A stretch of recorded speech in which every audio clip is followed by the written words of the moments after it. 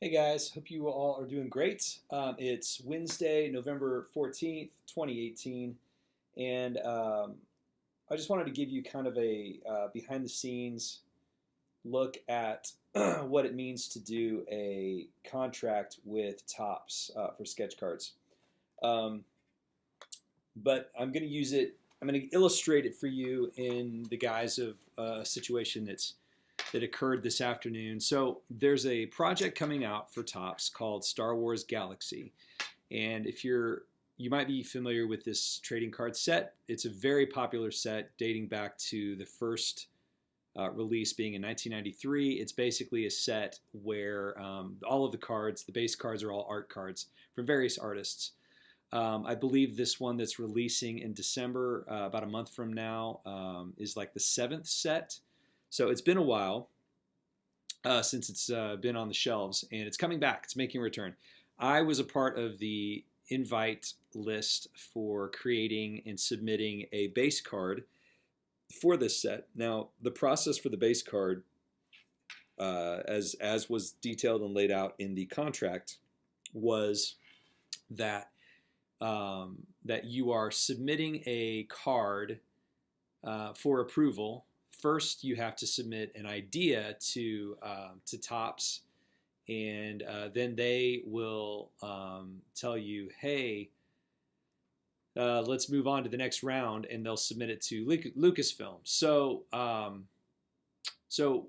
I submitted an idea to Topps, and I actually submitted two. My first idea um, was, "Hey, let me do. How about an idea of doing a foreground of kind of an imperial theme with Darth Vader and the Emperor and all the baddies from the Empire, and then up in the background is this looming threat of Luke Skywalker. So a visual of Luke Skywalker being the looming threat, versus the typical look, which is all the good guys in the front and Darth Vader in the background. I thought it was kind of a nice, cool idea for a role reversal. Then I also had a second idea, which was to do something with General Grievous from the prequels and battle droids. The art director with Topps said, "Hey, I'd really prefer you go with the prequel stuff because I think," he said, "I think we're going to get a lot of Darth Vader um, submissions." I said, "Oh, all right, that sounds good." So I sketched it, did it, and that was it. So it went through the approval process. And the final approval, there was a message that came from the Topps art director that said, "Hey, you are free to share this if you want, but share it at your own risk because Lucasfilm can come in at the last minute and can actually remove any cards or make any changes that they want before the set is actually put on the shelves." So I still haven't heard anything from them. Regarding any rejections or anything like that. So that, not only that, but every artist that submitted a card and went through the approval process actually was paid for it through Topps. Whether it was accepted or not, you get paid for the work that you do with Topps, and they are the only company that actually does that for artists. Usually, I think I say only. I guess I can't say that. They're the only out of the two I've worked with. Like Upper Deck does not pay you for cards that are rejected by the licensees. For instance, with Marvel, if I had a rejected card from Marvel, I would not get paid for that. However, if I have a rejected card for Topps through with Star Wars, I would still get paid by Topps for the work I did. So I was paid for the artwork I did, whether it was accepted or not. So today, one of my fellow artist friends, acquaintances, she submitted a card. This is the card she submitted.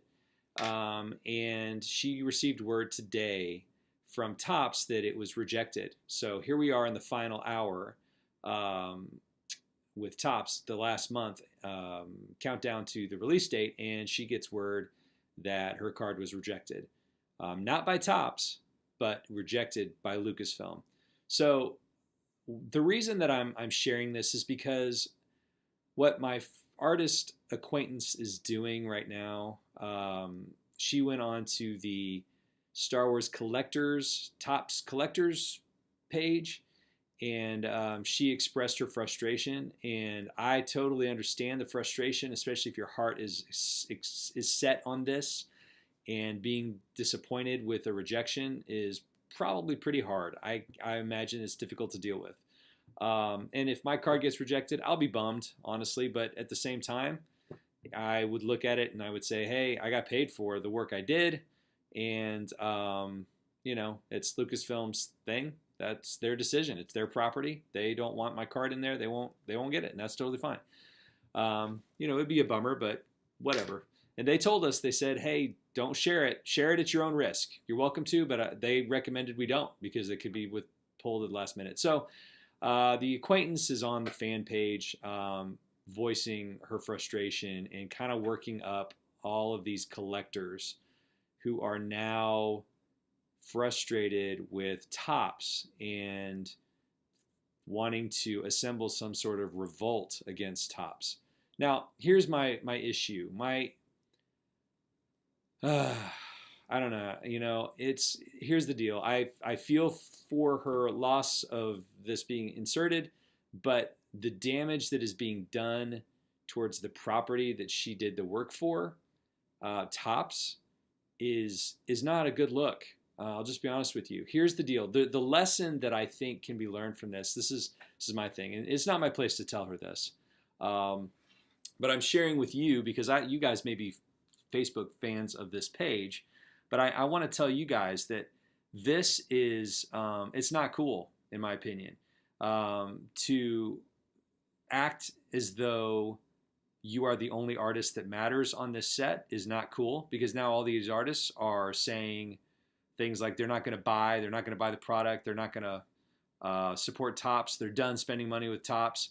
Well, I'm technically an employee of Topps, a contracted employee with Topps. I'm still an artist on this set, and it's not a good look. It definitely does not make me, as a fellow artist, feel valued by this person who is frustrated with the loss of her card. So now for lack of a better term, it just looks like a child throwing a fit and getting people worked up because she has a bunch of fans on this fan page, Topps collectors page, and it's not good.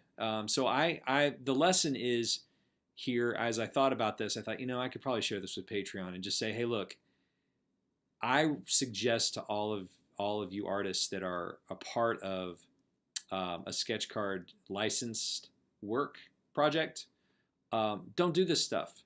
You sign a contract. It's clearly stated. If you don't like it, don't do it. And if you can't accept the hard truth and can't accept what may happen, I suggest not participating in licensed work like this, because the risk is that your card may not make the project. You got paid for it, but you kind of have to overcome this feeling of rejection.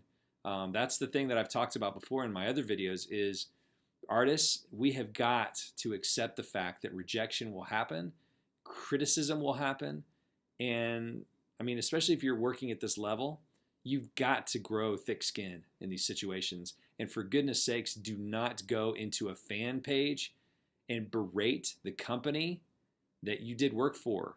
If I was Topps and I saw this, I would probably say, hey, see ya. Don't bother contacting us again. It is not a good look. Anyway, I hope you guys are doing good. Again, I want to thank you for being patrons. And I hate stirring up stuff like this. But to me, I just needed to talk about it because I'm not going on this page and getting involved in this mess. Look at this mess. Oh my gosh, it's so bad.